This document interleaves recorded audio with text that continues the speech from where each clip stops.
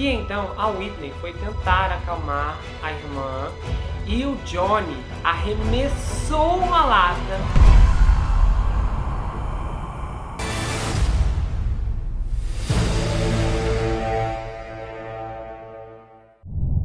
Ei pessoal, bem-vindos a esse canal, eu sou Gustavo Negreiro, seu psicanalista favorito, e hoje nós estamos em mais um episódio do Gustavo Report. Na verdade, estamos na saga Johnny Depp vs Amber Heard.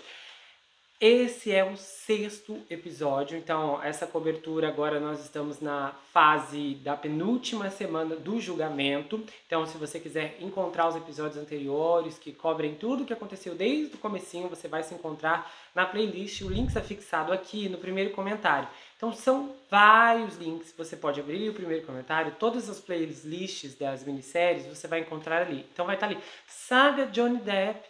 Principalmente quando a continuação desse episódio sair, vai aparecer aqui também já no primeiro, para você clicar e ir direto para a 7ª parte. Eu vou fazer vários comentários, eu já fiz vários comentários, inclusive lá no final do anterior, dando assim um parecer do que eu acho que o julgamento está sintonizando, principalmente porque a gente sabe que alguém vai perder e alguém vai vencer no final de tudo isso. É um processo e o processo só vai poder gerar um vencedor. Essa tem sido uma aventura bem ágil e a gente tem pegado assim muitas emoções bem quentes.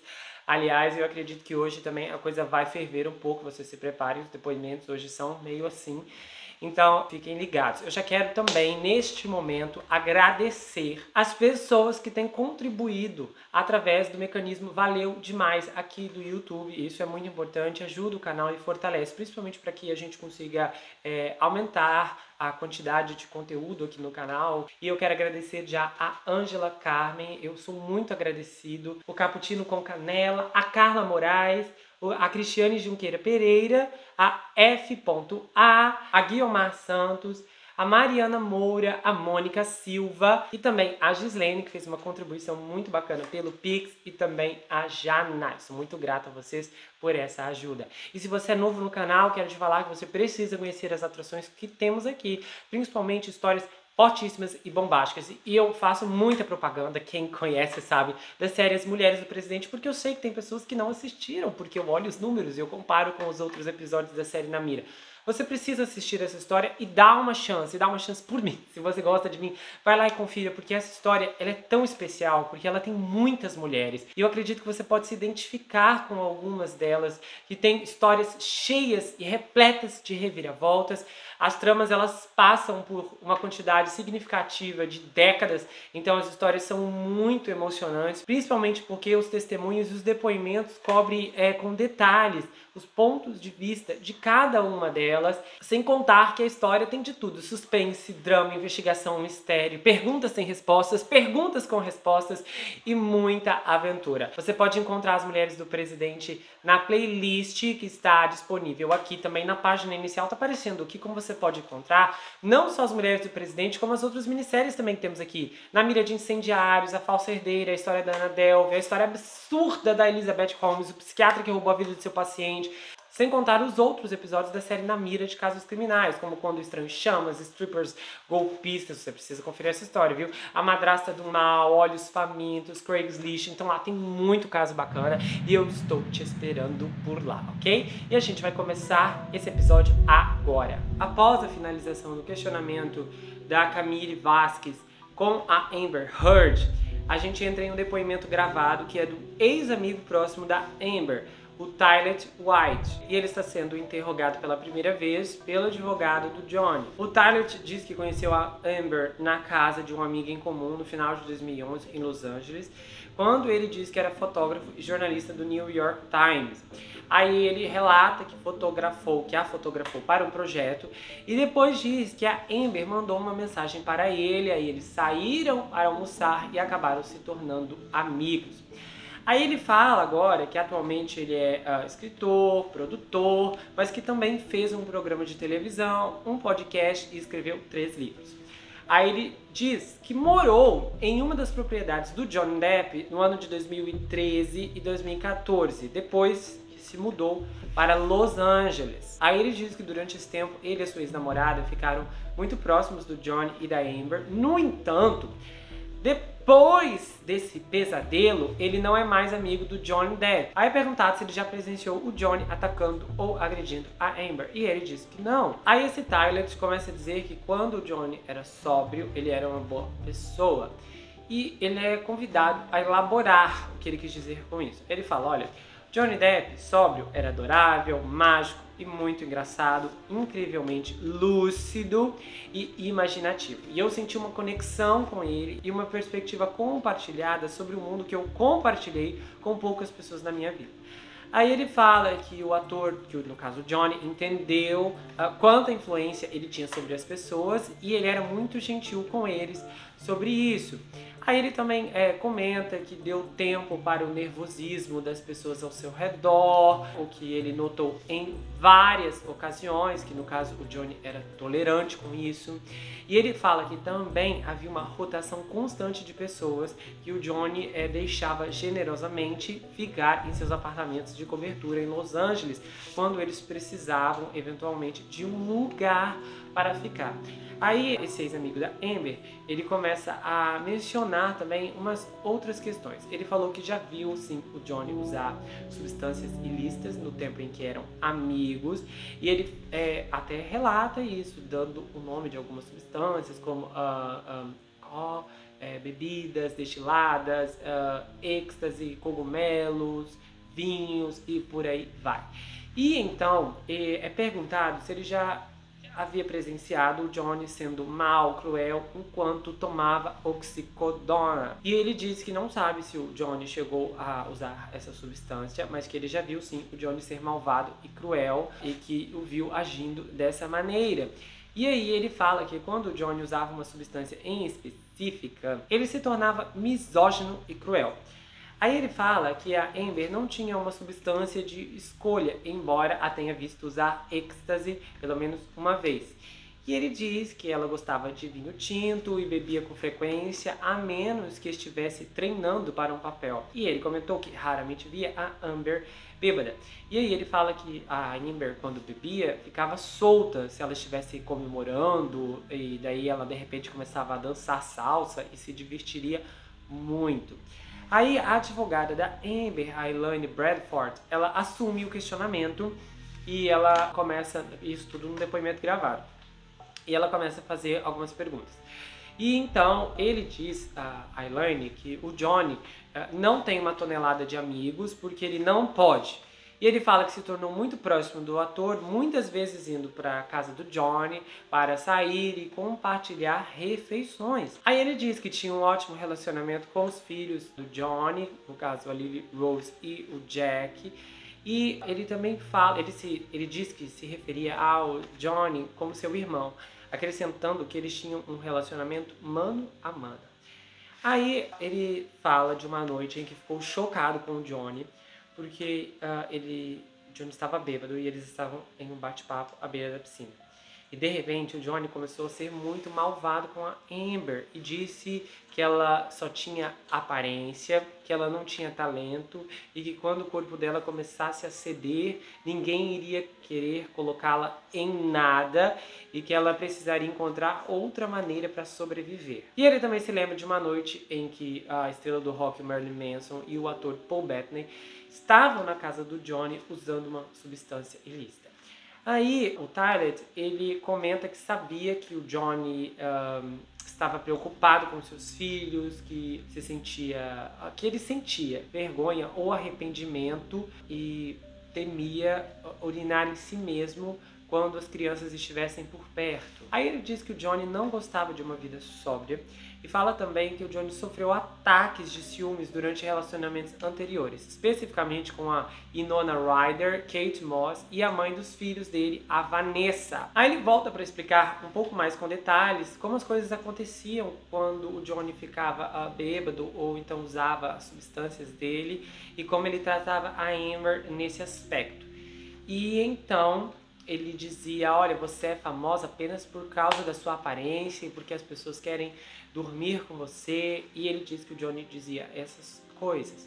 Aí ele fala que o Johnny foi depreciativo com os fãs, disse que os fãs eram carrapichos e que eram peixes otários que se prendem ao casco de um navio e fazem um buraco na lateral dele. Aí ele disse que o Johnny já foi rude com a mãe, com os irmãos e basicamente com qualquer um que ele sentisse que estivesse cruzando o seu caminho, e então o Johnny se tornaria uma pessoa muito desagradável. E aí ele disse que também era muito íntimo do Johnny e do filho do Johnny, o Jack, antes do casamento, e que inclusive o Jack foi padrinho do Johnny no casamento dele com a Amber. Aí ele diz assim, olha, depois que eu vi o Johnny e a Amber se casarem, eles caminharam juntos para a recepção, e enquanto eu parabenizava o Johnny, ele disse a mim, nós estamos casados agora, ninguém pode fazer nada sobre isso. Aí ele começa a ver uma série de fotos e é solicitado a descrever os vários ferimentos aparentes no rosto da Amber.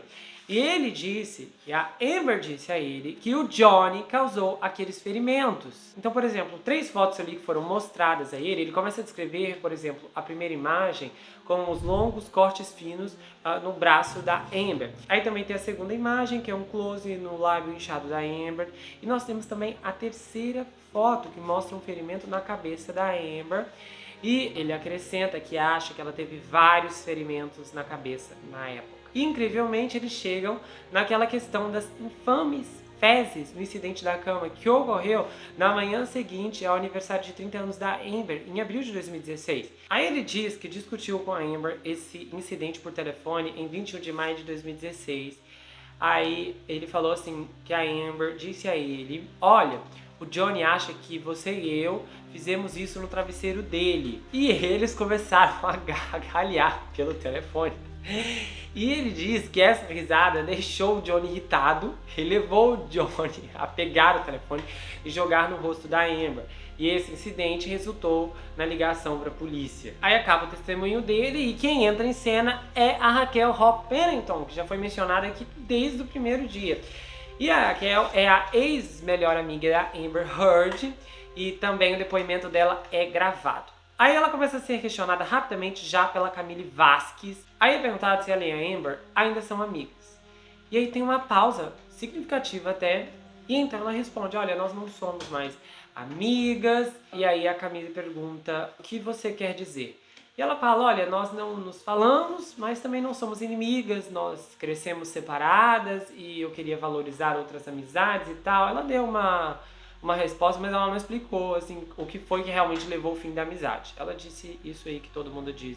Crescemos, perdemos o contato, essas coisas. Aí depois ela começa a falar que morou em uma das coberturas do Johnny em Los Angeles, lá em 2014, junto com seu marido, Josh Drew, que hoje eles não são mais casados também. E nisso, a Camille pergunta a ela sobre quaisquer brigas que ela teve com a Amber. E ela descreve uma discussão que teve com a Amber por causa de algumas taças de vinho. E ela diz que a Amber pensou que ela não estava procurando o suficiente, então elas discutiram. Eu também achei isso um pouco vago, ela não explicou exatamente como foi essa discussão. Mas aí a Camille pergunta se ela teve já uma briga física com a Amber e ela diz que sim. E então quando ela é solicitada a descrever o que aconteceu, ela diz assim, eu acho que a empurrei e ela me empurrou ou me bateu de volta. Acho que foi na minha bochecha. É mais ou menos isso que ela diz. Depois disso, ela começa a descrever uma viagem que aconteceu com ela, com o Johnny, com a Amber, em junho de 2013, lá para Hicksville. E ela fala que tinha outras pessoas na viagem, inclusive a irmã da Amber, a Whitney, o assistente do Johnny, o Nathan, e 2 mulheres chamadas Britney e Kelly Molano. E ela relata que testemunhou ver o Johnny ficar bravo e agressivo durante um evento noturno ao redor de uma fogueira durante a viagem. E ela diz que consumiu cogumelos naquela noite. Aí ela começa a dizer que o Johnny ficou bravo e agressivo com essa Kelly. E ela fala que essa Kelly também consumiu uma quantidade de cogumelos. E ela testemunha que a situação aconteceu assim, mais ou menos, ela ouviu o Johnny dizer para a Kelly, saia da minha mulher. Porque parece, segundo ela, a Kelly e a Amber estavam se abraçando em uma cadeira perto da lareira e de repente o Johnny surgiu do nada. E ela diz que o Johnny se tornou agressivo e que a Amber tentou acalmá-lo. Porém, a Raquel diz que não ouviu gritos do trailer do Johnny e da Amber naquela noite. Mas na manhã seguinte, viu luminárias arrancadas no trailer e ela falou que o lugar estava uma desordem geral. Quando ela foi solicitada a elaborar exatamente o que ela viu, ela usou as palavras lixo para descrever e disse que tudo estava despedaçado. E então foi perguntado se ela viu o Johnny causar algum desses danos e ela disse que não, que ela não sabe. E esse é o fim do 17º dia do julgamento. E aí a gente já vai logo pro dia 18 de maio, que também é o 18º. E o tribunal já começa com o testemunho ainda da Raquel Pennington. E agora é a Camille que está questionando a Raquel sobre o que ela viu na Amber depois que a Amber voltou da Austrália em 2015. A Raquel diz que viu cortes nos pés e braços da Amber, mas ela falou que não estava na Austrália quando esses ferimentos aconteceram. Aí ela continua dizendo que mais tarde naquele ano ela participou de um jantar de ação de graças oferecido pela Amber e pelo Johnny na cobertura dele lá no Western Columbia, em Los Angeles. Ela fala que viu o Johnny sair em algum momento e a Amber ir procurá-lo. E a Camille pergunta, você observou algum ferimento na senhora Heard quando ela voltou? E a Raquel diz que não. E então a Camille faz outra pergunta. Você observou algum ferimento no Sr. Depp quando ele voltou? E ela fala não. Aí ela continua dizendo que não se lembra do Johnny trocando de roupa quando os dois voltaram, mas que a Amber havia trocado de roupa. Aí a Camille traz mais questionamentos sobre os eventos que seguiram depois do jantar de ação de graças em novembro de 2015. E ela chama a atenção se a Raquel era chamada pela Amber para a cobertura para verificar os ferimentos dela. E então a Raquel diz que havia observado uma mancha sangrenta com falta de cabelo na cabeça da Amber e concorda que já havia testemunhado que a Amber tinha uma laceração na testa. Aí a Camille pergunta, a laceração estava sangrando? E a Raquel responde, acho que não. Então a Camille lança outra questão. Você observou alguma outra lesão na noite que você se lembra? E a Raquel responde, não. Então, ela concorda que havia tirado fotos dos ferimentos da Amber com o seu telefone e uma dessas fotos aparece ali para o tribunal e a Raquel reconhece a foto e ela diz que viu um tufo de cabelo na cobertura da Amber. E depois ela é questionada se sabia que esse cabelo pertencia a Amber. E ela responde, olha, o cabelo foi arrancado do seu couro cabeludo e era a cor do cabelo dela no chão do seu apartamento. No entanto, quando é perguntado se ela viu o cabelo sendo arrancado da cabeça da Amber, ela diz que não.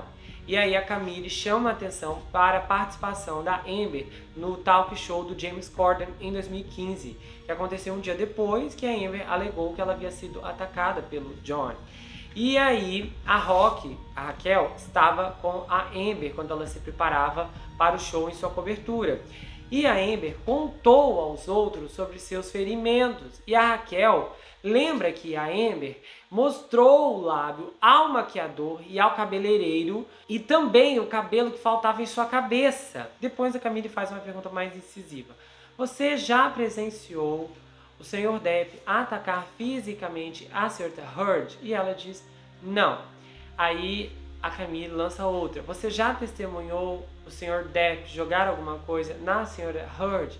E ela diz não. Aí ela pergunta, você já testemunhou o Sr. Depp chutar a Sra.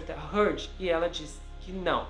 E quando perguntada se ela já viu pessoalmente o Johnny causar lesão na Amber, ela diz que não viu. Aí o advogado da Amber, o Ben, assume os questionamentos e a primeira coisa que ele faz é perguntar se havia um nome que ela, Raquel, usava ao se referir diferente ao Johnny. E ela fala, olha, nós o chamávamos de monstro. E então o Ben pede a Raquel para que ela esclareça o que ela quer dizer com nós. E ela continua dizendo que esse termo foi usado por ela mesma, pela Amber e pelo Depp e aqueles em seu círculo íntimo. Aí o Ben pergunta, então você já ouviu o Johnny se referir a essa outra versão de si mesmo como um monstro diretamente? E ela fala assim, ouvi e vi em um texto. E aí a Raquel começa a chorar ao descrever o relacionamento do Johnny e da Amber Ela fala que, olha, foi muito triste o que eles compartilharam, porque eu fiquei triste pelo Johnny, porque ele também era meu amigo e eu realmente queria que eles pudessem ficar juntos. Aí ela é questionada sobre sua preocupação em relação a Amber e o relacionamento dela com o Johnny. E ela fala que no começo não estava preocupada, mas que no final, quando o abuso físico era mais evidente, ela estava muito preocupada e ela também ficava preocupada com a segurança física da Amber, que ela sentia também uma tensão por, de repente, pelo Johnny se virar ou se ele poderia fazer algo pior ainda, até mesmo do que pretendia. Aí o advogado começa a conduzir a Raquel sobre um incidente que ocorreu em maio de 2016. Ela fala assim, olha, eu estava me preparando para uma exposição de artesanato em um dos apartamentos do complexo da cobertura da Amber, quando então a Amber recebeu uma mensagem do Johnny dizendo que queria ir. Aí a Raquel disse que a Amber foi ver o Johnny em outro apartamento que estava conectado ao prédio. Mas depois ela enviou uma mensagem para a Raquel pedindo que a Raquel fosse até lá. Quando a Raquel chegou, ela presenciou o Johnny gritando com a Amber. E ela disse, olha, ele estava gritando, eu não me lembro exatamente o que ele estava dizendo, mas ela estava pedindo ajuda e isso nunca tinha acontecido antes, porque a Amber dizia, me ajude. E então ela falou, eu cortei o espaço entre a mesa de café e sofá e fui atrás dele e estava gritando e ele estava berrando e eu coloquei as minhas mãos no peito dele e eu estava tipo, pare, apenas pare, porque ela disse que queria acalmá-lo e então ele bateu nas mãos dela. E aí a Raquel foi direto para a Amber e a Amber se sentou no sofá e ela estava chorando e então ela colocou o seu corpo sobre a Amber e o Johnny veio para perto delas. E neste momento ele estava gritando para ela se levantar ou então parar de chorar, no caso a Amber. E cada vez o Johnny chegava mais e mais perto. E a Raquel se lembra de ter visto um cinzeiro de cerâmica na mesa do centro enquanto o Johnny gritava. E ela pensou, se ele chegar mais perto, eu vou pegar aquele cinzeiro e bater nele, porque ele está se aproximando de nós. Aí o advogado da Amber, o Ben, começa a levar a Raquel através de uma série de fotografias do incidente do dia 21 de maio de 2016. E uma das imagens é do rosto inchado da Amber, que parece estar bem vermelho. E aí, questionada se de forma justa e precisa ela retrata a condição da Amber naquela noite, no caso a fotografia, a Raquel diz que sim. Aí ele pergunta, por acaso a senhorita Heard expressou alguma motivação financeira para permanecer em um relacionamento com o Johnny? E a Raquel diz que não. Quando acaba esse testemunho, quem entra é o ex-marido da Raquel, o Josh Drill. E o depoimento dele já é sobre a agressão que ocorreu no dia 21 de maio de 2016 no complexo da cobertura do casal. E aí é perguntado se o Josh viu o Johnny quebrar garrafas de vinho ou quebrar os móveis. E ele falou não. Aí ele fala que no dia do incidente ele guiou os policiais pelos apartamentos do Johnny. E ele afirma que um dos policiais lhe disse, olha, há danos nestes apartamentos, o rosto dela está vermelho. Se ela fizer um boletim de ocorrência, temos o suficiente aqui para buscá-lo. Depois disso, ele é guiado para um outro, no caso, ataque que ocorreu em dezembro de 2015. Neste caso, ele fala que ele e a sua ex-esposa, no caso a Raquel, haviam voltado para o complexo da cobertura no dia do incidente e que a Raquel planejava se encontrar com a Amber. No entanto, quando a Heard, a Amber, não respondeu a nenhuma mensagem de texto, o Josh relatou que a dupla entrou em um dos apartamentos do complexo para verificar se ela estava bem. E foi nesse momento que eles perceberam que tudo estava fora de ordem. Então, de repente, eles se viraram e eles viram perto do balcão, da pia da cozinha, que tinha algo escrito. Aí ele diz que não consegue se lembrar do que estava escrito, mas que era algo muito estranho. Mas ele disse mais ou menos que a mensagem dizia sempre uma fraude ou algo parecido com isso. E foi perguntado se ele sabia quem escreveu a mensagem no balcão da cozinha. E ele responde: tenho certeza de que haverá uma objeção a essa resposta, mas eu sabia que era a caligrafia do Johnny. Aí ele diz que notou algumas contusões significativas em ambas as órbitas oculares e também que a testa da Amber estava vermelha. Quando o depoimento dele acaba, quem entra em cena é a irmã da Amber, a Whitney Henricks. E o depoimento dela não é gravado, ela está sim no banco das testemunhas. E ela já é interrogada pela Elaine, advogada da Amber. Aí ela fala que conheceu o Johnny em 2011, que ela estava morando com a Amber nessa época. E que ela se deu muito bem com o Johnny quando o conheceu. E ela começa então a descrever ali os estágios iniciais do relacionamento da irmã com ele. E ela fala que no começo era maravilhoso, que eles estavam incrivelmente apaixonados e que na verdade ela ainda não tinha testemunhado a irmã se apaixonar tão loucamente por alguém. E no começo as coisas foram maravilhosas e eles pareciam se entender, se dar bem. Só que muito rapidamente surgiu esse padrão à medida que o relacionamento prosseguia. E aí, questionada no que ela observou sobre o relacionamento da irmã, ela diz que quando Johnny estava usando, havia uma briga e ela testemunhou isso em primeira mão. Ela disse assim, olha, sempre houve uma discussão e sempre houve um período em que eles não estavam se dando bem e pareciam oscilar muito rapidamente. Ele ficava sóbrio por um tempo e depois, quase com a mesma rapidez, caía do vagão e começava a usar e beber. E havia algum golpe. Aí ela disse que era como se ele fosse e voltasse com frequência. Aí em seguida ela passa a ser conduzida sobre as mudanças que observou na irmã. E ela fala que no começo a Amber era feliz, divertida, sempre cercada de amigos. Isso no início do relacionamento com o Johnny. Mas de repente, a Amber parou de dormir tanto, já não era tão engraçada ou tão gregária quanto costumava ser. E em retrospectiva, era como se ela estivesse assistindo tudo desmoronar em câmera lenta. E ela fala que perto do fim do relacionamento do Johnny e da Amber, a Amber estava muito doente fisicamente e que seus olhos estavam afundados. E ela até fala, se você colocar as fotos lado a lado, verá duas pessoas muito diferentes. E as pessoas que a conheceram durante todo o relacionamento viram a mesma coisa. Aí ela começa a descrever uma briga em que o Johnny e a Amber se bateram. Ela fala que a Amber estava gritando com o Johnny de um mezanino que ficava sobre uma cozinha em março de 2015. E então a Whitney foi tentar acalmar a irmã e o Johnny arremessou uma lata que atingiu outra pessoa. E então o Johnny começou a subir as escadas. Neste momento, ela está enfrentando a Amber, ou seja, tentando acalmar a Amber, e o Johnny vem atrás dela e a atinge nas costas. E então ela se lembra de ouvir a Amber dizendo, não bata na minha irmã. E então a Amber bate no Johnny, acertando o rosto dele.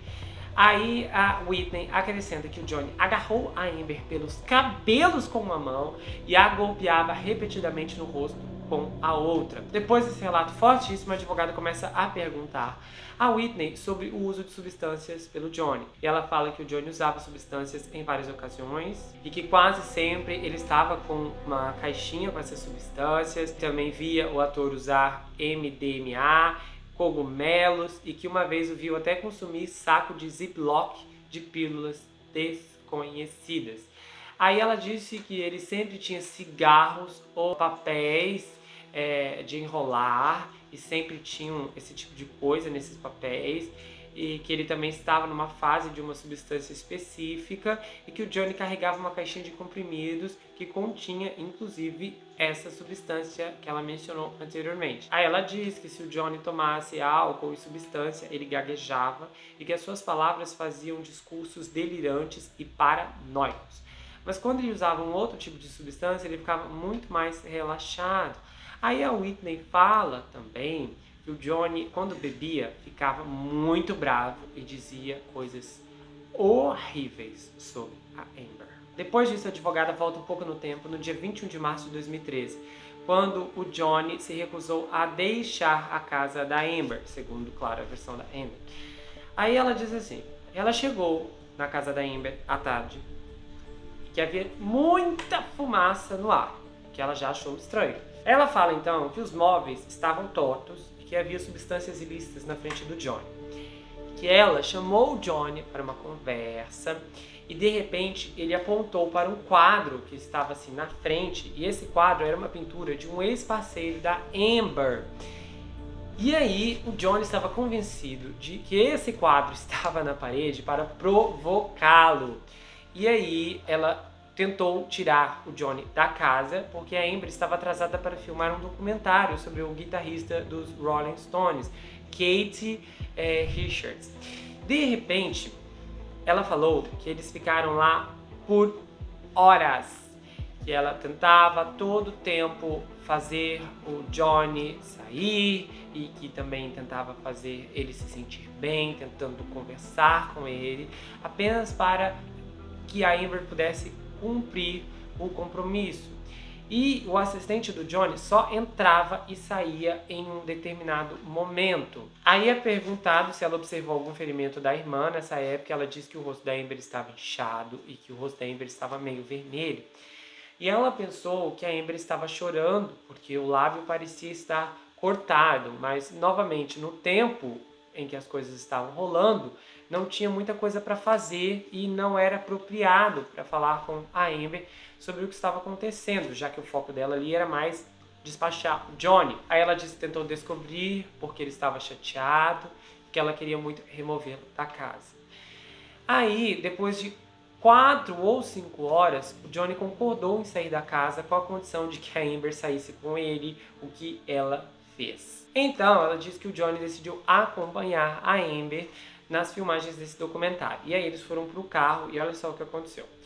O Johnny se sentou na frente como motorista e a Amber e a Whitney se sentaram na parte de trás. E de repente, em algum momento durante a viagem, ela ouviu a janela do carro se abrir e viu o Johnny segurando o cachorro delas pela janela. Ela disse então que o Johnny trouxe o cachorro de volta e que ele estava rindo e mencionou que poderia colocar o cachorro no micro-ondas. Acaba o testemunho da Whitney, aí a gente chega na Elizabeth Mars, também um testemunho gravado. E essa era amiga da Amber e também ex-amiga da Raquel Pennington. E nessa época, elas estavam juntas em um incidente que ocorreu no ano de 2016. Ela falou que visitou a Raquel no Western Columbia, na propriedade do Johnny, no dia 21 de maio de 2016, para ajudá-la a se preparar para um show no dia seguinte. E de repente, a Elizabeth ouviu alguma comoção naquela noite, porque parecia que algo estava se aproximando. E de repente, o Johnny irrompeu pela porta, a porta se abriu e ele entrou, e aí ela viu sobre a sua perspectiva que ele estava sob influência de alguma coisa, ela não sabe se era álcool ou substâncias. E de repente ele estava segurando uma garrafa grande de vinho, que parecia uma garrafa de vinho Magnum, e estava derramado por todo lugar. E ela continua dizendo que quando o Johnny abriu a porta, ele murmurou: "Tire essa mulher daqui". E a Elizabeth lembra que tudo aconteceu muito rápido, porque a porta batendo, ela mencionou várias vezes sobre isso, essa porta travou na cabeça dela. Então ela diz que se lembra de "tire essa mulher daqui" e também do vinho. Só que tudo o que aconteceu ali realmente deixou ela assustada, e o Johnny de repente como se estivesse vindo na direção dela e de repente ele passou por ela, então ela ficou um pouco tensa com essa questão. Aí ela disse que depois disso foi para a cobertura da Raquel e do ex-marido, o Josh, e que a Amber estava muito chateada, que o seu cabelo estava bagunçado e ela estava com o rosto inchado. Aí a ex-maquiadora também aparece em um depoimento gravado.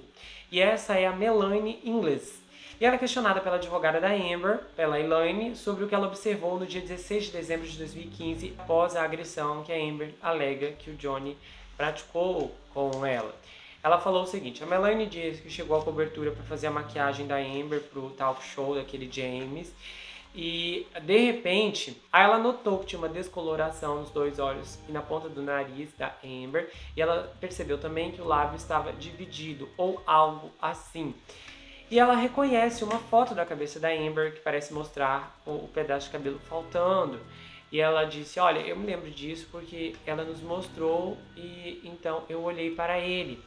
Aí a advogada pergunta se ela se lembra de algum outro hematoma no couro cabeludo da Amber. E ela falou que não se lembra disso. Aí quando questionada se aquela imagem retratava com precisão o que ela viu no dia em que chegou à cobertura em 16 de dezembro de 2015, ela falou que sim. Ela então é perguntada o que fez por meio da maquiagem para encobrir os ferimentos da Amber. E então uma outra foto aparece lá no tribunal.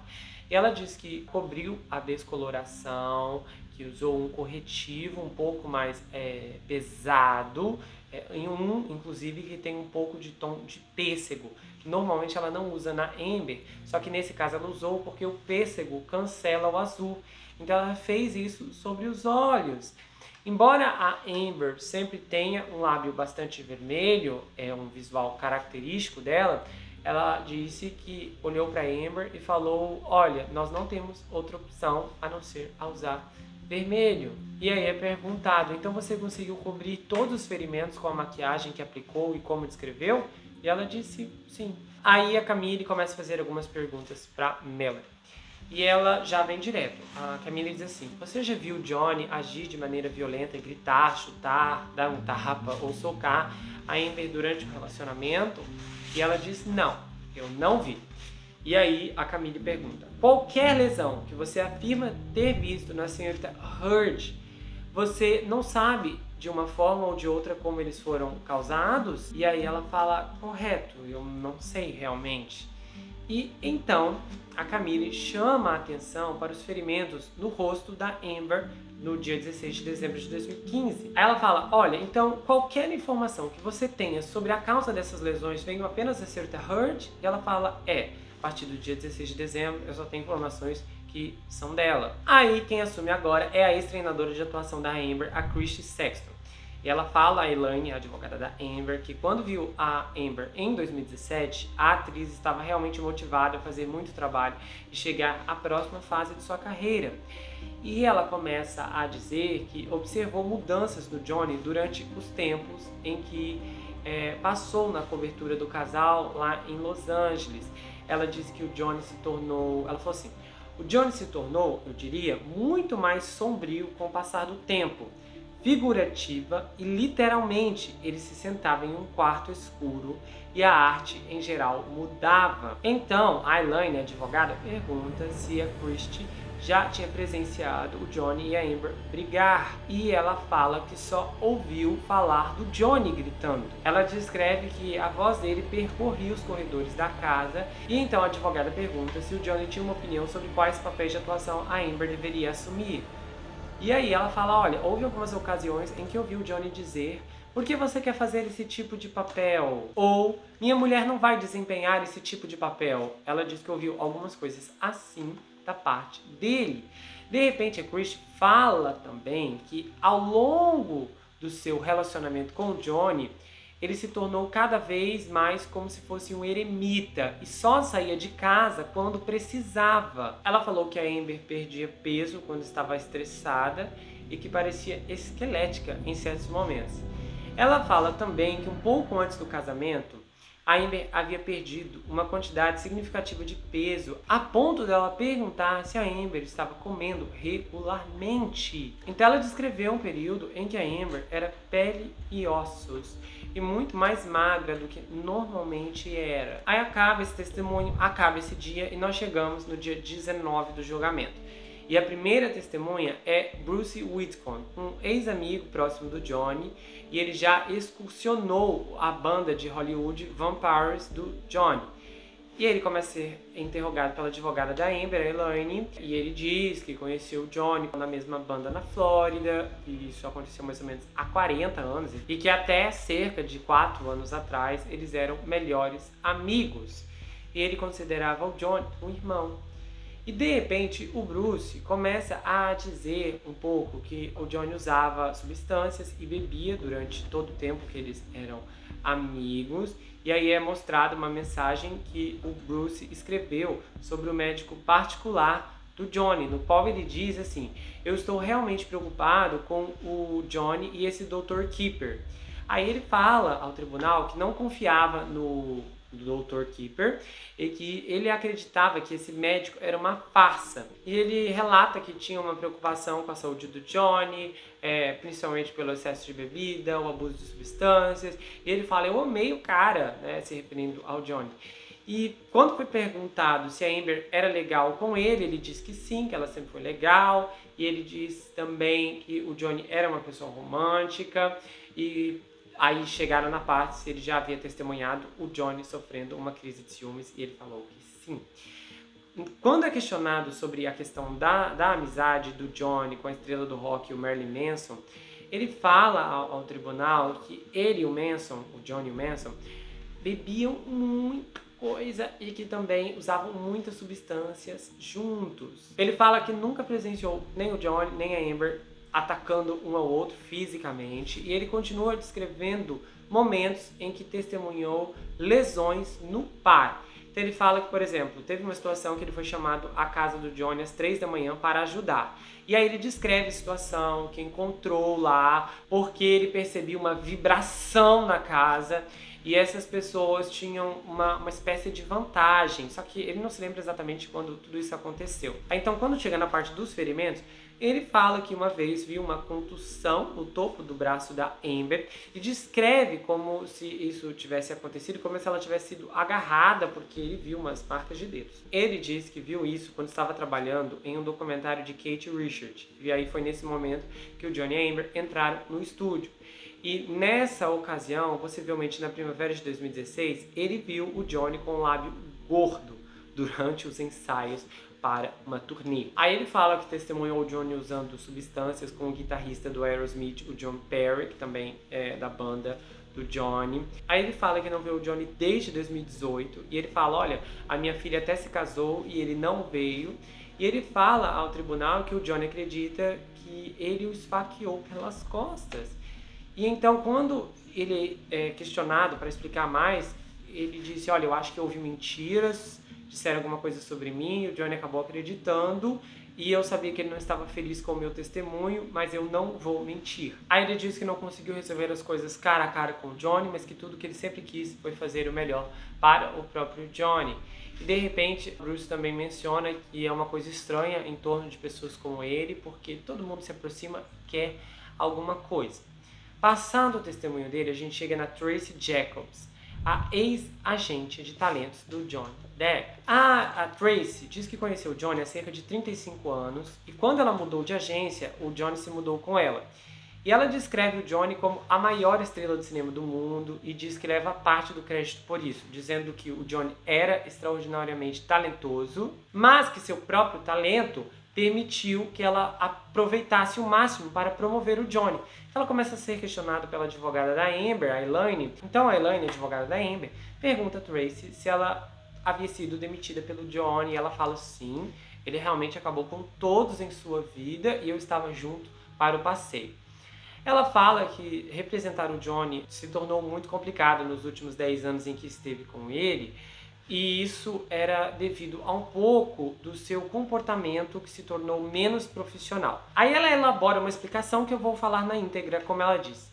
Aparecer tarde para definir consistentemente em praticamente todos os filmes, eu levaria gritos. Eu nunca usei as palavras cliente difícil diretamente para ele, mas eu disse, você tem que parar de fazer isso, está te machucando. E aconteceu. Aí ela diz que, inicialmente, as equipes amavam o Johnny, pois ele era ótimo com a equipe, só que as equipes não gostavam de ficar horas e horas esperando a estrela aparecer. E essa notícia se espalhou pela cidade, e as pessoas falam porque é uma pequena comunidade, e deixou as pessoas relutantes em usá-lo até o fim. Aí, descrevendo especificamente Piratas do Caribe 5, a Tracy relata que foi 2 vezes para a Austrália enquanto o Johnny estava filmando.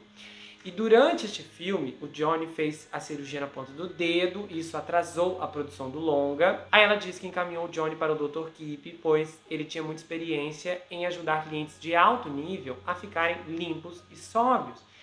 E então foi perguntado se ela acredita que o Johnny tinha problemas fundamentais com a raiva, e ela disse sim. E eu acredito, e isso piorou com o tempo. E ela fala que ele ficou com raiva quando não conseguiu o que queria. e ela fala que ele usava fones no ouvido regularmente para que suas falas lhe fossem transmitidas enquanto filmava. Então os advogados do Johnny começam a questionar a Tracy Jacobs.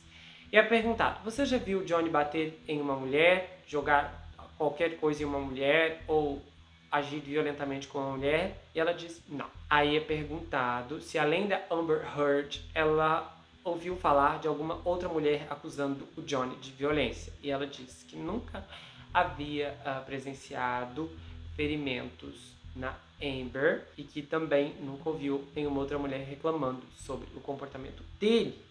Então, a Tracy é questionada sobre uma mensagem no qual ela diz que, diz assim, é uma boa notícia. Aí ela diz que estava falando diretamente sobre obter dinheiro para o Johnny. Aí ela explica que conseguiu ajudar o Johnny quando ele estava em desespero financeiro, porque conseguiram garantir um empréstimo para ele através do Bank of America. Aí ela discorre também sobre os honorários para vários filmes do Johnny, principalmente o Assassinato no Expresso Oriente. Ela fala que ele recebeu 5 milhões para 4 semanas consecutivas e mais um bom acordo back-end. E aí, para Piratas do Caribe 5, ele recebeu 25 milhões com o back-end.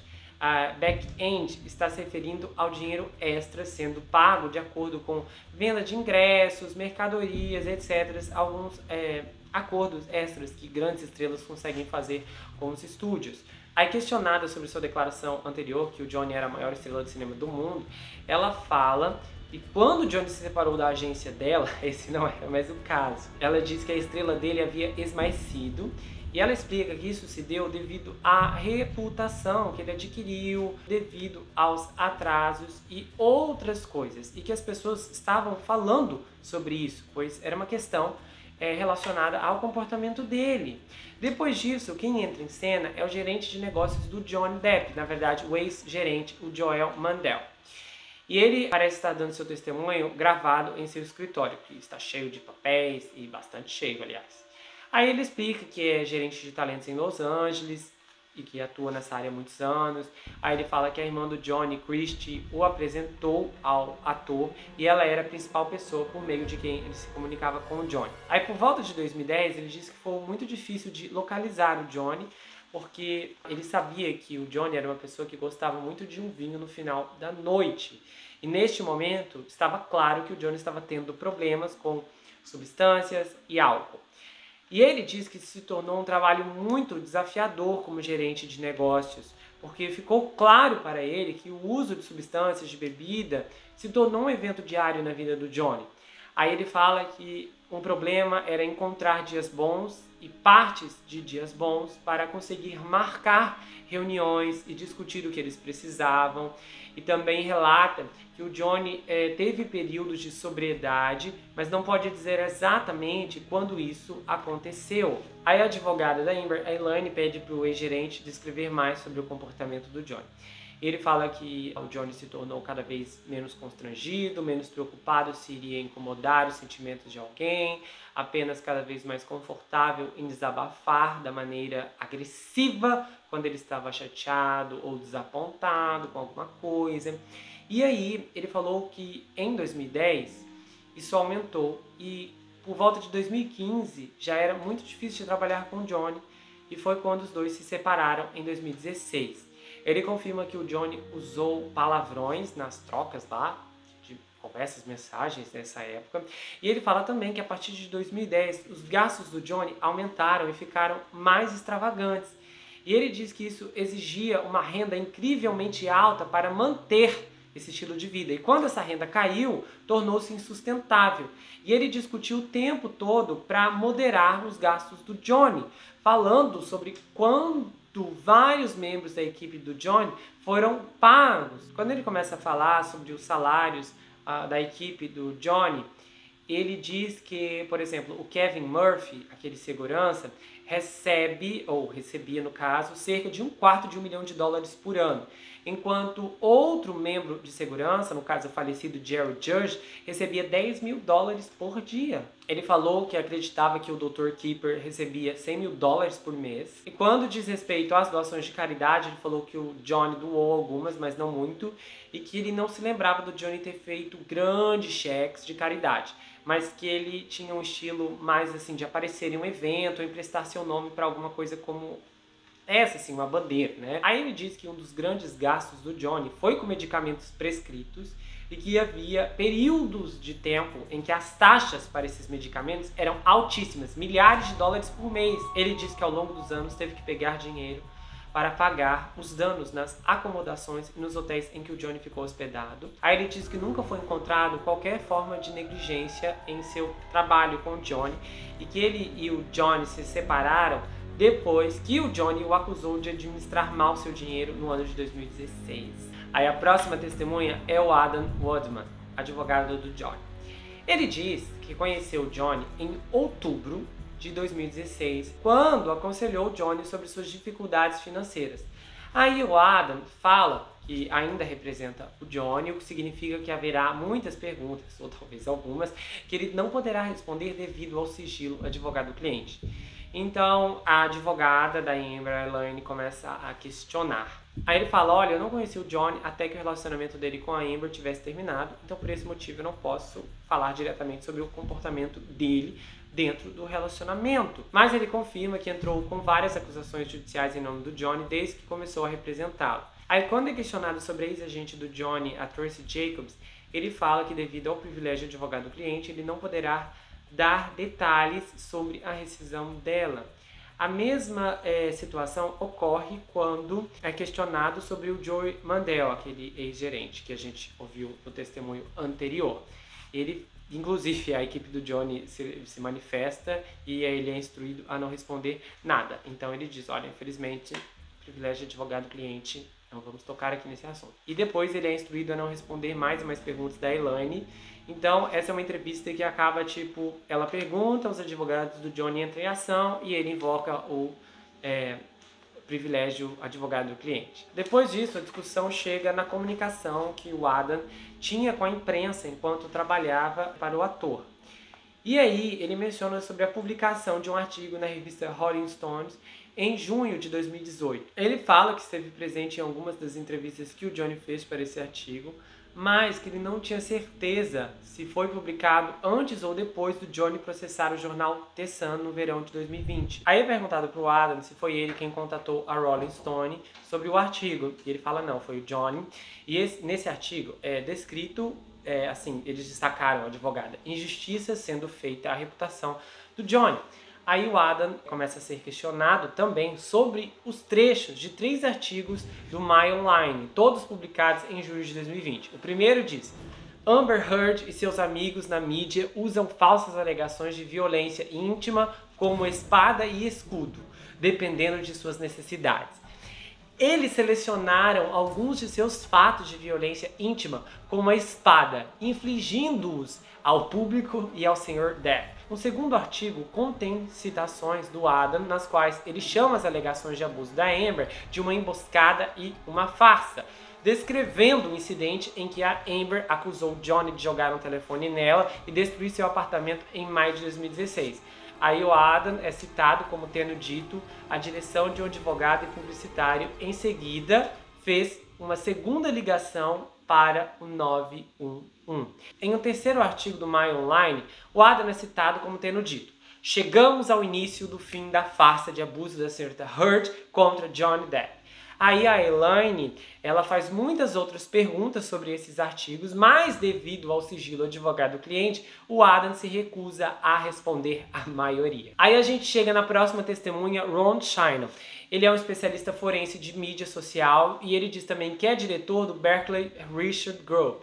E aí ele conta que havia muita imprensa sobre ele quando era jovem, pois era professor quando tinha apenas 14 anos, e ele diz que faltou um curso de graduação e que foi direto. Aí esse especialista, depois de passar suas qualificações, contar um pouco sua história de vida, ele começa a testemunhar sobre a parte do seu papel nesse caso, que foi em relação às declarações difamatórias feitas pelo advogado do Johnny, o Adam, em nome do Johnny.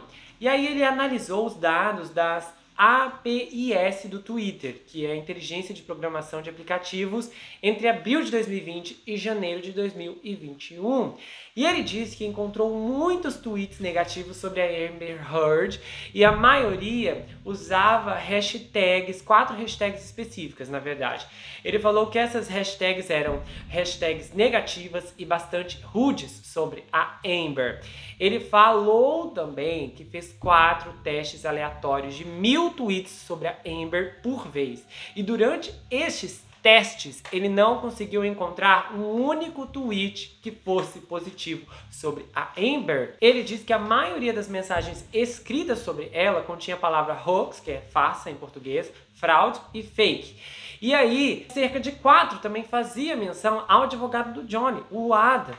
E ele fala que removeu dados sobre o Justiça for John Depp de um gráfico que ele apresentou, pois era esmagador os dados, porque a maioria dos tweets negativos continha essa hashtag. Então, a maioria dos tweets que falavam mal da Amber tinha Justiça for John. Aí depois dele, porque é uma troca de testemunhas inacabáveis esse dia, é a Michelle Moran, ex-advogada da Amber. Ela dá o seu testemunho ao que parece ser do seu escritório, com um balcão e armários atrás dela. A ex-advogada Michelle, ela começa a ser questionada sobre os e-mails que enviou sobre uma proposta de acordo pré-nupcial entre a Amber e o Johnny Depp.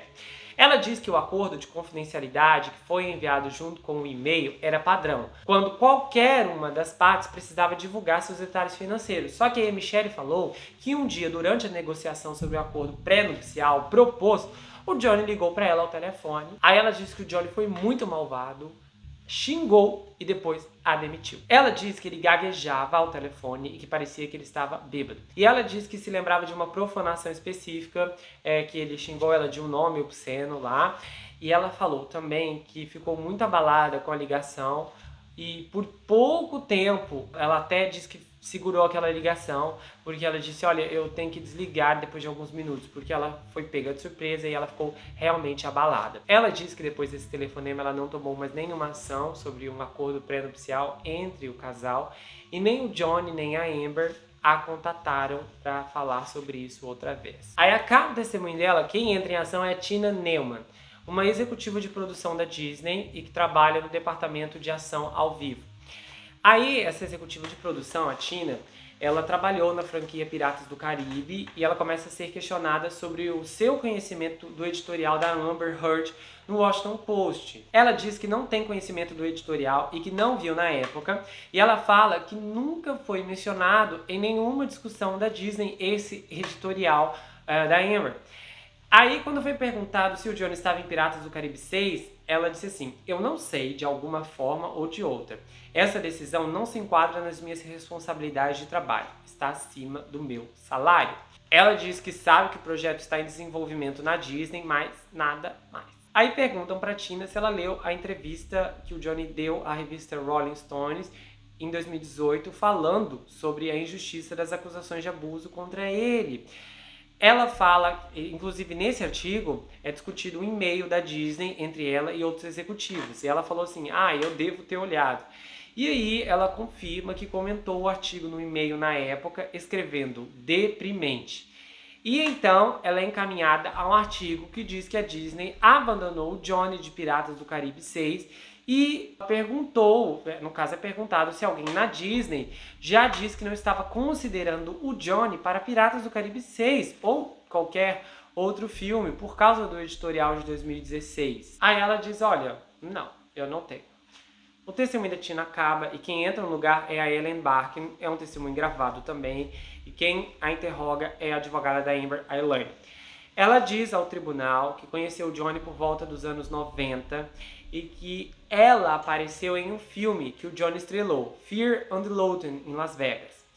Aí, ela falou que conheceu o Johnny por cerca de 10 anos e que inicialmente ela morava em Nova York, então eles não se viam com muita frequência, mas depois que ela se mudou para Hollywood, os dois tiveram um relacionamento romântico e que se viam cerca de 4 vezes por semana. Aí ela descreve ao júri que trocou botões e que o relacionamento passou de uma amizade puramente platônica para romântica e que isso foi em 1994.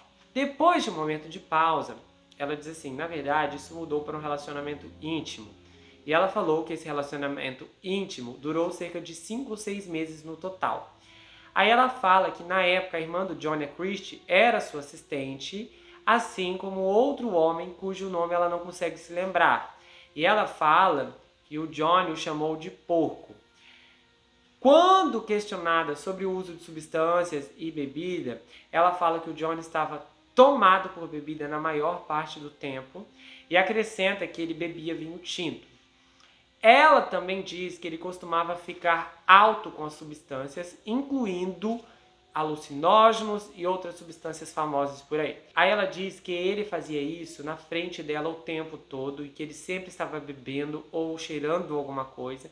E quando perguntada se o Johnny agiu de uma maneira que estava fora do controle, ela diz que sim. Uma vez, inclusive, ele jogou uma garrafa de vinho no quarto do hotel enquanto eles estavam filmando aquele filme lá, Fear and Loathing em Las Vegas. Ela diz que não se lembra se a garrafa estava vazia ou cheia e que não atingiu ela ou qualquer outra pessoa, mas que a garrafa poderia ter sim facilmente acertado alguém naquela hora. Ela diz que o Johnny terminou o relacionamento e que quando eles se separaram, ela estava se preparando para ir para casa, depois de ficar mais tempo do que pretendia inicialmente. Aí ela conta que houve muito choro e que o Johnny ficou com muitos ciúmes e ele disse não faz isso, não faz isso, não faz aquilo.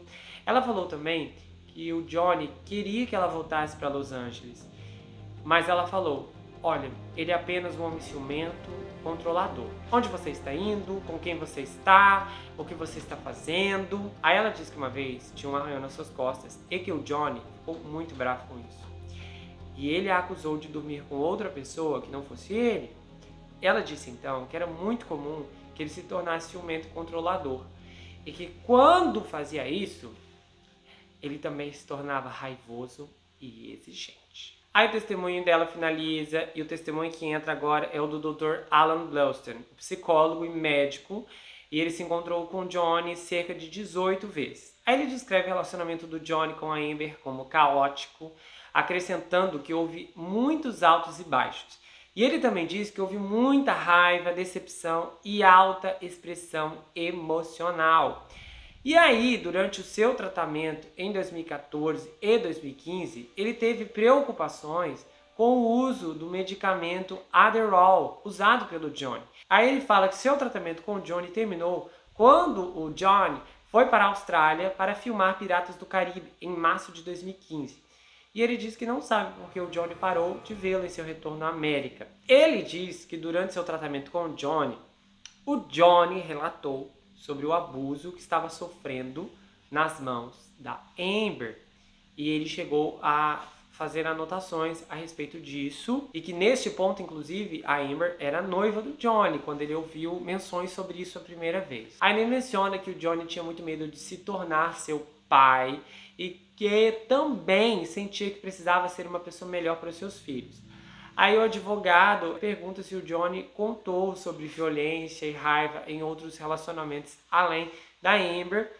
E ele disse que o Johnny falou sobre raiva e caos, mas não se lembrava do Johnny mencionar sobre violência. Aí ele fala que na época em que a filha do Johnny, a Lily Rose, e o Jack tinham entre 15 e 12 anos, nesse momento em que ele atendia o Johnny exclusivamente, o Johnny veio separado da Vanessa, nessa época o Johnny tinha a intenção até de obter a guarda dos filhos. Aí também é mencionada uma anotação que o Johnny falou sobre lutar contra o diabo e que o Johnny se referiu ao diabo como algo horrível dentro de si mesmo, como se fosse uma luta interna, uma batalha contra o caos que o John estava travando na época contra seu vício e sua própria depressão. Aí ele diz que o Johnny também deu uma descrição da Amber sobre ser uma irmã e mãe psicótica. E nas anotações dele também constavam que o Johnny reclamava que a Amber o acusava de ser maníaco durante esse período. Notas posteriores escritas no final de 2014 descrevem o Johnny como sendo nublado, o que ele diz que provavelmente significava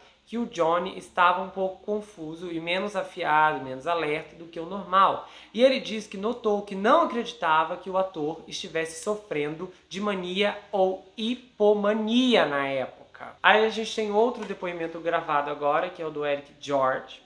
e esse é bem breve, inclusive.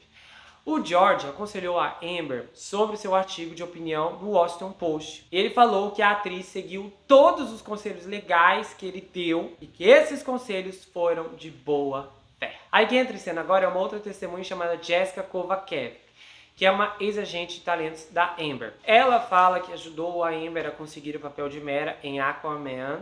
Aí ela explica que a Amber tinha contratos para aparecer no filme Liga da Justiça, depois em Aquaman e depois em Aquaman 2. Aí ela descreve os filmes da DC como um enorme sucesso e diz que no ano passado renegociou os contratos da Amber, o que ela descreve como um padrão. Aí ela também menciona rumores online que a Amber estava sendo substituída de seu papel de Mera em Aquaman.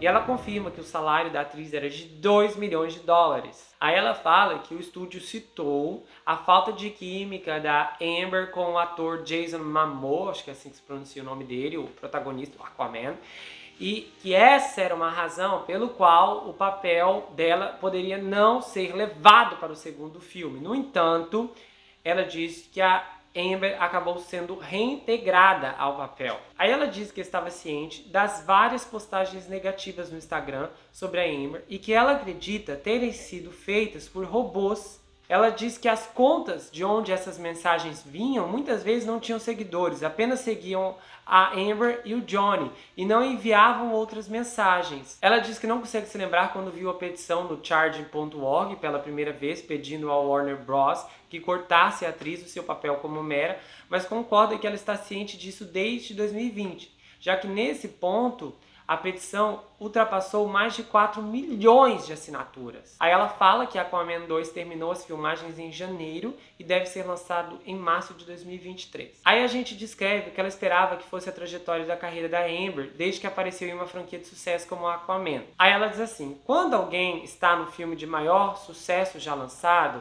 o progresso é natural. É o crescimento, mais filmes, mais trabalho, mais dinheiro e todas essas coisas.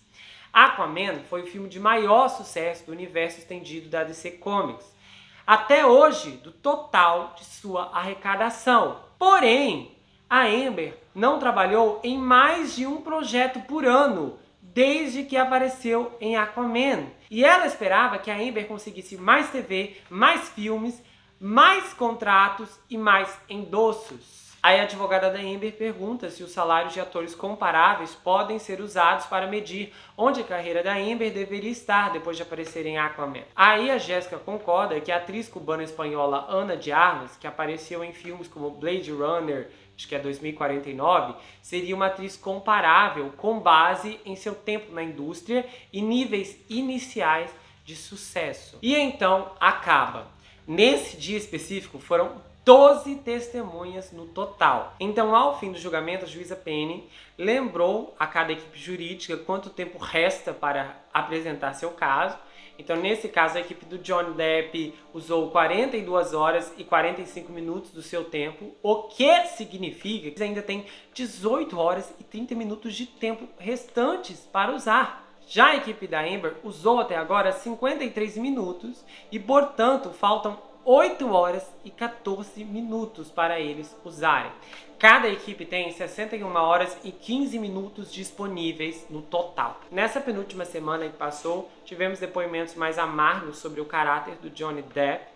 E eu penso que isso acabou solidificando mais em relação ao problema dele com substâncias, o que em tese ainda não provam violência. Repito, não foi provado violência.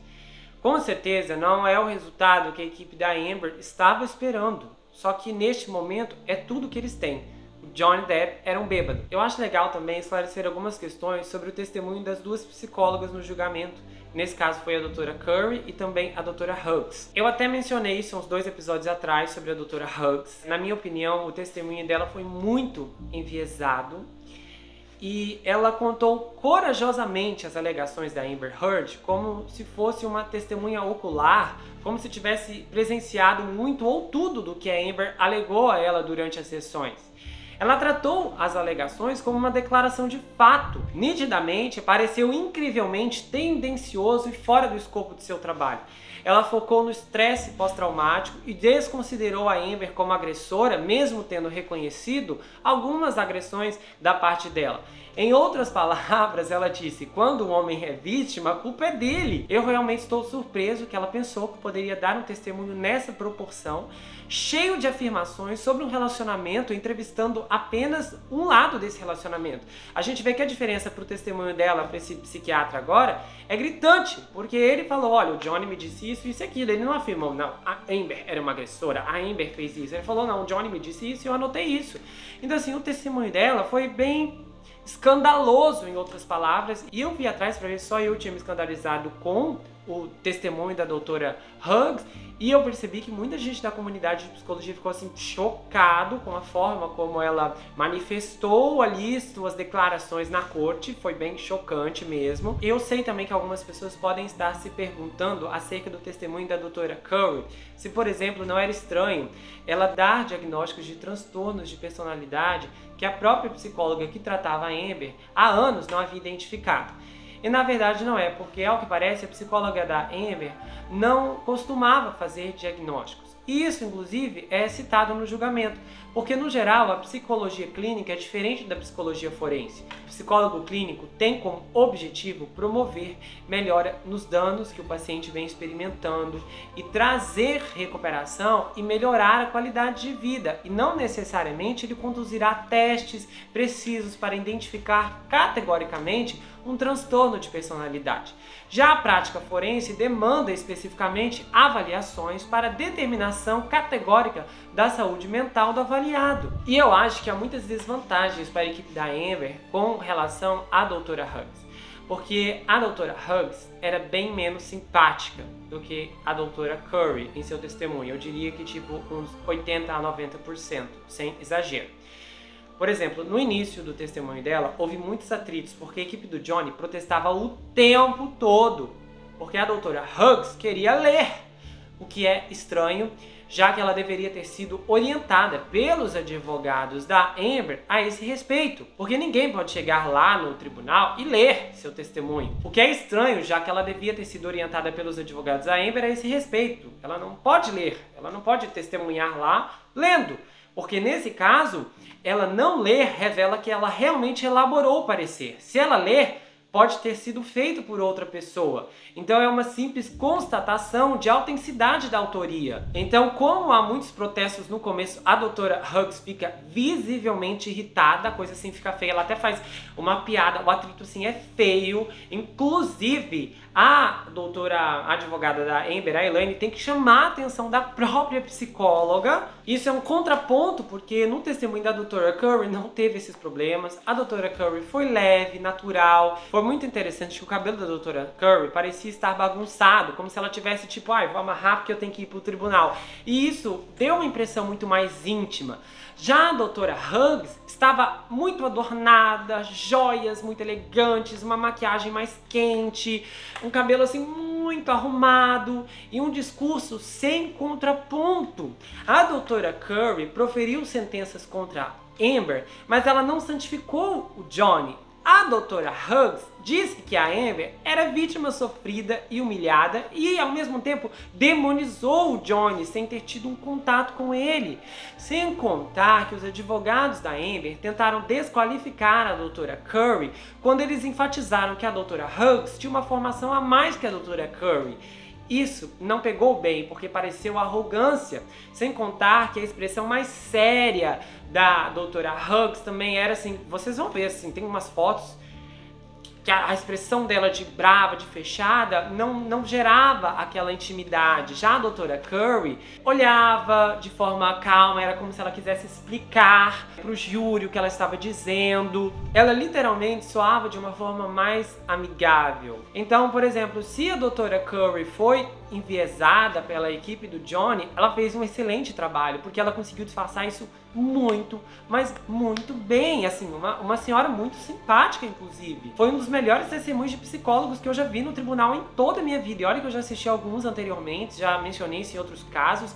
Tem um caso mesmo aqui que psicólogo mencionou, testemunhou lá e foi um vexame, mas o testemunho dela assim, foi digno mesmo de aplausos, foi ótima a interação que ela teve, toda a situação como ela conduziu, mesmo com as perguntas difíceis que a advogada da Amber fazia pra ela, ela conseguia dar um jeito. Então assim, era muito interessante isso. E a gente tem um outro problema também, os advogados da Amber são bem menos simpáticos, isso é uma outra coisa que pesa, e é engraçado porque assim, nesse julgamento, tudo parece que está contra a Amber, sem exagero, assim, estou tentando procurar, tentei procurar alguma coisa que favoreça ela naquele tribunal, e infelizmente eu não consegui encontrar. A advogada da Amber cometeu não sei quantos erros enquanto discursava. Ela confundiu a própria psicóloga, a doutora Hughes, que veio testemunhar em favor da Amber. Ela chamou de doutora Curry. Ai, me desculpa, você não é... Porque a doutora Hughes falou, não, eu sou a doutora Hughes. Ela, me desculpa, a doutora Curry é a outra. Então assim, ela repetiu isso 2 vezes, sem contar uma coisa muito séria, que foi a agressividade com a qual as primeiras testemunhas do Johnny foram severamente tratadas. A condescendência deles foi muito mal articulada para com essas testemunhas. Você ficava desconfortável e automaticamente você se inclinava em favor das testemunhas, porque era como se os advogados estivessem tentando maltratar essas pessoas que vinham testemunhar. Teve uma outra situação assim também que foi bem, mas bem lamentável. Teve um amigo do Johnny que foi testemunhar. Esse homem assim, já tem a aparência de um vovô. Ele até chorou no depoimento e tal. Eu esqueci agora o nome dele. Eu não sei se é Isaac, mas foi aqui num dos primeiros episódios. Aí, de repente, a advogada, assim, gente, eu fiquei assim, sem chão. Quando eu vi o que ela quis direcionar o interrogatório. Ele começa a incriminar o homem. Porque tentaram incriminar, porque ela começa a questionar, ela bate na tecla se quando ele cumprimentou a Amber, se quando ele cumprimentava, ele dava um beijo na bochecha dela. Ele falou sim, esse é o estilo e tal, acho que ele é britânico, é a forma como a gente cumprimenta, dá um beijo na bochecha. Aí ela pergunta várias e várias vezes se ele apertava a bochecha da Amber. E ele disse, não, eu cumprimentava normal, ele faz assim, sabe, normal, pronto. E aí ele repete isso várias vezes, não, normal, era normal, advogado, tá. Aí ele fala assim, não, eu cumprimentava normal, depois de não sei quantas vezes, aí a advogada diz assim, ok, então você confirma que beijava a senhorita Heard muito forte? A cara dele, assim, gente, foi impagável. Sabe, aí a advogada pede um protesto e a voz da juíza é tipo assim, não, ok, se você quiser eu dou esse protesto, pula para outra pergunta. Porque assim, foi completamente aleatório aquilo. Então, tem também uma outra questão no testemunho da doutora Curry, que a advogada ficava afirmando o tempo todo que o relatório se tratava da opinião da doutora Curry. É lógico que ela estava tentando construir uma narrativa e tal, de aquilo não se tratava um parecer técnico e sim uma opinião. Só que aí o problema era que se tornou repetitivo porque a doutora Curry disse, não, olha só, isso não se trata de opinião, mas é um relatório técnico, e houve essa repetição e esse vai e vem o tempo todo. Teve um momento também que o Edward, o contador do Johnny, estava testemunhando. E aí ele começou a falar que a Amber exigia cada vez mais dinheiro. Ela começou com 4 milhões e aí depois aquilo lá foi crescendo. O advogado da Amber, que estava interrogando nessa hora, entrou em desespero. Foi nítido assim o desespero dele. E ele começou a jogar 1001 protestos. E a juíza não cedeu ao protesto. Aí tem uma hora que ele joga mais protesto e ele fala, juíza, a senhora precisa falar pra ele que ele tem que responder as perguntas assim e tal. E a juíza ignora totalmente o que ele fala. Ela ignora totalmente, ele passa, é como se ele não tivesse dito nada daquilo que ele tinha acabado de proferir. Teve uma outra situação que levou o pessoal ali da plateia aos risos, a equipe do Johnny riu, assim, foi... O advogado estava questionando, eu não lembro mais quem que era, mas aí as perguntas dele, ele começa a se afogar nas próprias perguntas. Aí ele faz uma pergunta e essa pessoa dá uma resposta que acaba não sendo favorável a Amber. E aí ele fala assim, eu protesto. E aí a juíza fala, você está protestando a sua própria pergunta? E aí ele, é. E aí ele fica alguns segundos tentando ver para onde ele iria agora. Então, Essas coisas todas, eu sei que é uma tentativa de gerar malabarismos, porque faz parte dos trabalhos dos advogados, da Amber, eles têm que fazer alguma coisa, eles têm que defender a cliente deles. Porém, a sincronia aqui nesse julgamento tem sido desastrosa. Foi de mal a pior. A defesa tem sido assim muito, mas muito fraca. Eu diria que esse julgamento poderia assim até manchar um pouco essa equipe, porque o desempenho deles tem sido muito ruim e eu acredito que isso está relacionado ao material que eles têm, que é nada. E a gente tem também essa questão do carisma. Então, por exemplo, os advogados do Johnny estão mais sorridentes, a Camille, aquele outro senhor que eu não lembro o nome, tem uma outra que está atrás deles também, então eles estão assim mais pra cima. Já os advogados da Amber estão mais sérios, mais agitados, mais nervosos. É claro, eu compreendo a situação, já que eles têm muito mais a perder do que o Johnny a essa altura, e aí acaba que eles são menos carismáticos que a equipe do Johnny. Então, em geral, esses foram um dos muitos problemas que eu já testemunhei até aqui ao longo desse julgamento. E eu, nem estou falando aqui porque estou tomando partido, não. Realmente, eu observei isso. São muitos desastres que foram cometidos por parte da equipe dela. E eu sei que eles acabaram errando, tentando acertar. Mas, e eu sei que muitas pessoas estão curiosas se não seria possível ser ali exposto no tribunal uma análise psicológica do Johnny, da mesma forma como foi feito com a Amber. Acontece que não há motivos para que o Johnny seja submetido a uma avaliação psicológica específica para o tribunal, porque ele, ao contrário da Amber, não alegou danos psicológicos como resultado da publicação do artigo dela, que nesse caso é o fio da meada do julgamento.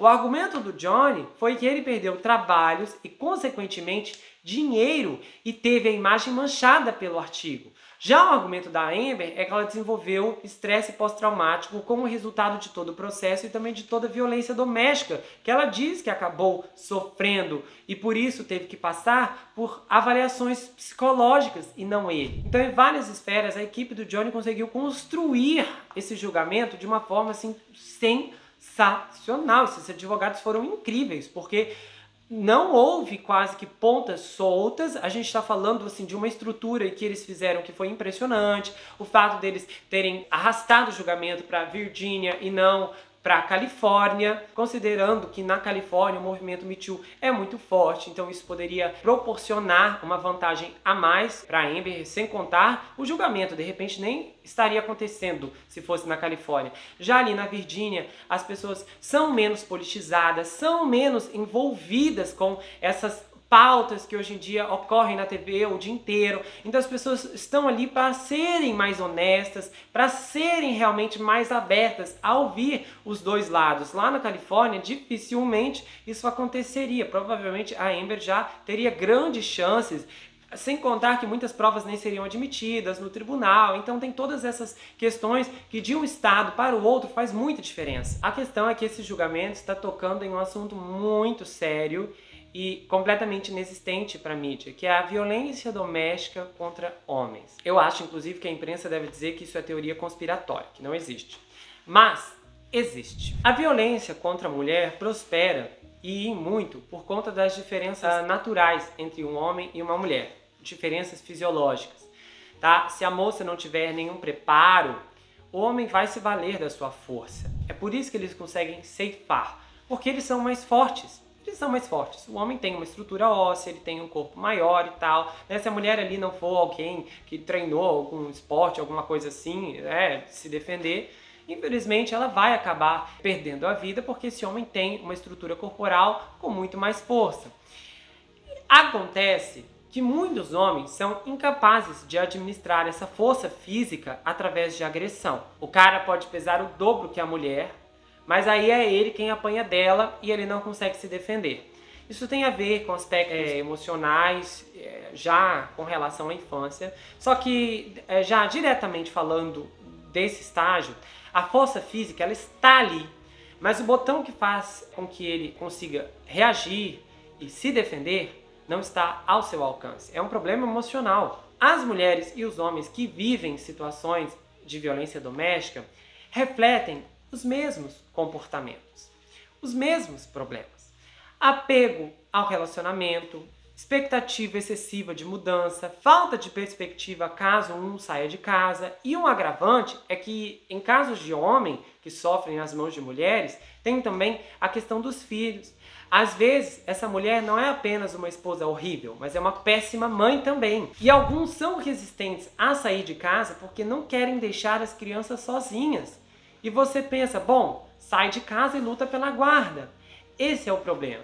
Se o indivíduo não tiver um poder aquisitivo enorme, a mãe ganha a guarda quase sem nem aparecer no tribunal. Eu já conversei com várias pessoas sobre isso e todas são unânimes em dizer que aqui no Brasil a mãe sempre fica com os filhos. É muito difícil da mãe perder a guarda. Precisa de uma burocracia gigante, de um monte de provas e ainda assim, às vezes o pai não consegue. Eu não sei dizer se a Amber se envolveu com o Johnny por interesse ou se ela gostou mesmo dele, mas no meio do caminho, o que ela é de verdade começou a aparecer.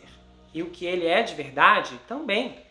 Como os relatos são bem dispares, a única concordância dos depoimentos é que eles se beijaram e começaram a sentir algo que não deveriam. Quando você sente algo que não deveria, é porque isso não é bom. Pode até ser sedutor e diferente, mas não significa que vai lhe fazer bem. Mas as pessoas gostam de avançar na contramão. A princípio, a sensação é de empolgação, de aventura, de tensão, algo em segredo. Mas depois isso se torna um cativeiro. O Johnny ficou refém dessa experiência. E tudo que começa errado termina em catástrofe. Porque o movimento de partida foi exacerbado e os instrumentos que sustentaram essa relação foram eufóricos. Eles instigam uma euforia cada vez maior. Acontece que assim que o teto é alcançado, se inicia a queda. E o inverso de tudo que se desenrolou começa a acontecer. Então, se até o momento houve ganho, agora as perdas passam a aparecer. A colheita chega. Mas há um detalhe nessa fase. A queda não é tão rápida quanto a escalada. É como se uma porta tivesse sido aberta e aí um boi sai dessa porta. E aí esse boi passa por cima de você. E aí depois vem outro boi e passa por cima de você. Depois vem outro boi, só que numa velocidade maior, e depois um outro boi numa velocidade ainda maior. E a frequência disso só aumenta, até chegar na manada. E eu estou dando esse exemplo para vocês entenderem que é como se a pessoa ou as duas pessoas desse relacionamento sofressem um golpe ou fossem pisoteadas com muita força dentro de um período de tempo. Só que aí esse sujeito se levanta e fala, opa, o que é isso? Mas ele fica apenas na pergunta mesmo e segue em frente. Porque a experiência positiva que ele teve no começo foi tão grande que ele espera reconquistar aquilo novamente. Demora um pouco para entender que ele está em queda livre.